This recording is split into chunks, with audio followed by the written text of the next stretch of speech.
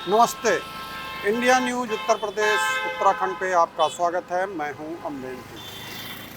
पहलगाम हमला अभी कुछ घंटों अगर कहें तो ये बीता हुआ ही था कि बहुत सारी चीज़ें खुल कर के सामने आने लगी हैं। बहुत सारी ऐसी चीज़ें हैं जो डिमांड भी करने लगी हैं कि इन चीज़ों की आवश्यकता थी, या फिर अगर ये लापरवाही हुई तो हुई कैसे, या फिर इसको लेकर जो पर्यटकों को लेकर के एक बहुत सारी चीज़ें हुई। लगातार फ्लाइट कैंसिल होने लगे हैं, होटलों की बुकिंग कैंसिल होने लगी हैं। तो आर्थिक नुकसान जो एक हो रहा है वो अपने आप में एक सवालिया निशान है। और उसके साथ ही साथ एक सबसे बड़ा मुद्दा ये उठा है कि सुरक्षा को लेकर के, अगर सुरक्षित आदमी जहां महसूस करता है वहीं पर यात्रा करना चाहता है और वहीं पे परिवार के साथ जाना चाहता है। तो जो अटैक हुआ, इस अटैक को लेकर के सबसे बड़ा सवाल ये खड़ा हुआ कि पर्यटकों पे हमला अगर हुआ है तो ये अपने आप में सुरक्षा को लेकर के, और एक ग्राउंड में जो बैठे हुए पर्यटकों पे हमला हो रहा है तो वो सुरक्षा के दृष्टिकोण से एक जनहित याचिका दायर की गई। और ये सुप्रीम कोर्ट में विशाल तिवारी नाम के शख्स ने, एक एडवोकेट ने, ये जनहित याचिका दायर की। इस याचिका में उन गाइडलाइनों को तय करने की बात की गई है जो पर्यटक कहीं घूमने जाते हैं या कहीं पर खतरे की संभावना होती है, तो ऐसे जगहों को लेकर के उन्होंने ये सुप्रीम कोर्ट से अपील की है कि एक गाइडलाइन सरकार के थ्रू जारी कराया जाए कि जो पर्यटक जाते हैं उनको सुरक्षा दी क्या जाती है, या फिर किस तरीके से वो अपने आप को सुरक्षित महसूस करें। इतना ही नहीं, वो वहाँ की राज्य गवर्नमेंट से भी सुप्रीम कोर्ट के जरिए अनुरोध करने की बात किए हैं कि उन जगहों को, पर्यटक स्थल जहां आपने इसको घोषित किया है, वहां की सुरक्षा का क्राइटेरिया क्या है, वहां जो घूमने जाते हैं वो कैसे अपने आप को सुरक्षित महसूस करें, या फिर जो गाइडलाइन है उस गाइडलाइन के आधार पर ब्रीफ करें कि क्या सुरक्षा में कहीं चूक हुई, या फिर सुरक्षा होती हमारे लिए है, हमें मिलती नहीं है। एक तरीके से अगर कहें तो उन्होंने सुप्रीम कोर्ट से, तिवारी ने अपील किया कि मुझे क्लियर ये जानकारी आम पब्लिक को बताया जाए, या एक बोर्ड के जरिए बताई जाए कि यहाँ ये असुरक्षित जगह है,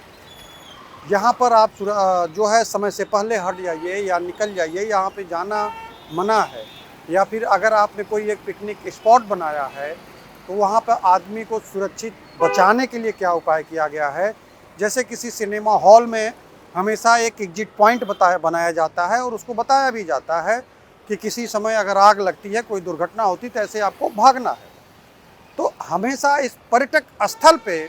आप इस तरीके की कोई गाइडलाइन बताइए कि अगर आपके साथ कुछ होता है, कोई हमला होता है या कोई अनहोनी होती है, तो वहाँ पर आप किस तरीके से इन अनहोनी से होने के बाद अपने आप को सुरक्षित महसूस कर सकते हैं। उसके साथ ही साथ उन्होंने सुप्रीम कोर्ट से ये अपील किया कि इन सारी गाइडलाइनों को उस प्लेटफॉर्म पे लगाने की भी आवश्यकता है अगर स्टेट में आप एंट्री कर रहे हैं, या फिर उस असुरक्षित जगह पर आप एंट्री कर रहे हैं। तो अगर पर्यटक स्थल है तो पर्यटक स्थल पर वहाँ पे कोई ऐसी सुरक्षा घेरा या कोई ऐसे सेना के जवान क्या लगाए जा सकते हैं जो उनकी सुरक्षा में हो, क्योंकि बाहर से आने वाले पर्यटक जो हैं वो हमारे लिए देवता समान होते हैं। चाहे वो किसी भी स्थान पे आए, चाहे वो घूमने के लिए आए, चाहे वो मंदिर हो, चाहे पर्यटक स्थल हो, कहीं भी हो, तो पूजनीय होते हैं जो एक वहाँ के क्षेत्रीय होते हैं उनके लिए, क्योंकि वहाँ से उनका रोजगार बढ़ता है। उनका एक आवक होने के साथ साथ उनके रोजगार में जो वृद्धि होती है उससे उनको फ़ायदा होता है और उससे गवर्नमेंट को भी फ़ायदा होता है। तो अगर कोई टैक्स दे रहा है उस जगह पे सामान खरीद करके, कोई होटल की बुकिंग कर रहा है उस पर्यटक स्थल पे जाने के लिए, कोई फ्लाइट का टिकट ले रहा है उस पर्यटक स्थल पे जाने के लिए, तो जितना वो स्टेट को फ़ायदा हो रहा है उतना ही गवर्नमेंट को भी, नेशनल गवर्नमेंट को भी फ़ायदा हो रहा है। और उस टैक्स के पैसे से सरकार को जो फ़ायदा होता है वो अलग अलग फंड में, अलग अलग तरीके से अगर कहा जाए तो फ़ायदा सरकार को भी पहुंचता है। तो बात सुप्रीम कोर्ट से यही अपील की गई है कि आप इस गाइडलाइन को तय करिए कि अगर वहाँ पर्यटक स्थल रहता है तो उसके लिए फोर्स क्या लगाई जा सकती है, अगर नहीं लगाई जा सकती है तो उस ऐसी डेंजर जोन में पर्यटक स्थल बनाने की आवश्यकता पड़ी क्यों। तो बहुत सारे सवाल थे उस याचिका में, और देखना यह है कि सुप्रीम कोर्ट इस याचिका को स्वीकार तो कर ली है। अब अगली सुनवाई में क्या डिसीजन होता है और सरकार से वो क्या गाइडलाइन मांगती है और इस गाइडलाइन के आधार पर पर्यटकों को कितनी सुविधा मिलती है, ये फिर सब कुछ तय होने के बाद सारी जानकारी आपको उपलब्ध कराएगी गवर्नमेंट।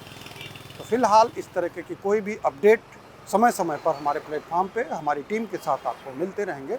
हमें दीजिए अभी तक के लिए इजाज़त। नमस्कार।